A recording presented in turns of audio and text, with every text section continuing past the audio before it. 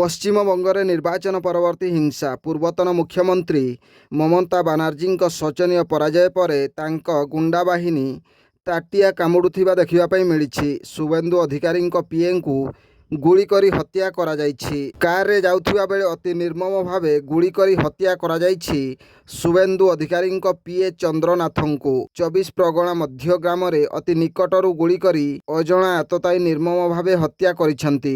Mamata Banerjee BJP ନେତା ଶୁଭେନ୍ଦୁ ଅଧିକାରୀଙ୍କ ଠାରୁ ବାରମ୍ବାର ଲଜ୍ଜାଜନକ ପରାଜୟ ବରଣ କରିବା ପରେ ମମତା ବାନାର୍ଜୀଙ୍କ ପୋଷା ଗୁଣ୍ଡା ବାହିନୀ ହତ୍ୟା କରିଥିବା ଅଭିଯୋଗ ହେଉଛି। ଏନେଇ ସ୍ଥାନୀୟ ଅଞ୍ଚଳରେ ଭୟର ବାତାବରଣ ଦେଖାଦେଇଛି।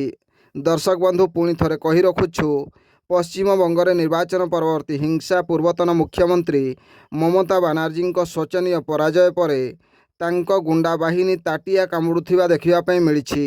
ଶୁଭେନ୍ଦୁ ଅଧିକାରୀଙ୍କ ପିଏଙ୍କୁ ଗୁଳି କରି ହତ୍ୟା କରାଯାଇଛି। କାରରେ ଯାଉଥିବା ବେଳେ ଅତି ନିର୍ମମ ଭାବେ ଗୁଳି କରି ହତ୍ୟା କରାଯାଇଛି ଶୁଭେନ୍ଦୁ ଅଧିକାରୀଙ୍କ ପିଏ ଚନ୍ଦ୍ରନାଥଙ୍କୁ। 24 ପ୍ରଗଣା ମଧ୍ୟ ଗ୍ରାମରେ ଅତି ନିକଟରୁ ଗୁଳି କରି ଅଜଣା ଆତତାୟୀ ନିର୍ମମ ଭାବେ ହତ୍ୟା କରିଛନ୍ତି। ମମତା ବାନାର୍ଜୀ ବିଜେପି ନେତା ଶୁଭେନ୍ଦୁ ଅଧିକାରୀଙ୍କ ଠାରୁ ବାରମ୍ବାର ଲଜ୍ଜାଜନକ ପରାଜୟ ବରଣ କରିବା ପରେ ମମତା ବାନାର୍ଜୀଙ୍କ ପୋଷା ଗୁଣ୍ଡା ବାହିନୀ ହତ୍ୟା କରିଥିବା ଅଭିଯୋଗ ହେଉଛି। ଏନେଇ ସ୍ଥାନୀୟ ଅଞ୍ଚଳରେ ଭୟର ବାତାବରଣ ଦେଖାଦେଇଛି। Bureau report, Janajagaran Odia. Video ଗୁଡ଼ିକ ଆପଣମାନଙ୍କୁ ଭଲ ଲାଗୁଥିଲେ ଆମ ଚ୍ୟାନେଲକୁ ସବସ୍କ୍ରାଇବ୍ କରିବା ସହ ଲାଇକ୍ ସେୟାର କରିବାକୁ ଭୁଲନ୍ତୁ ନାହିଁ।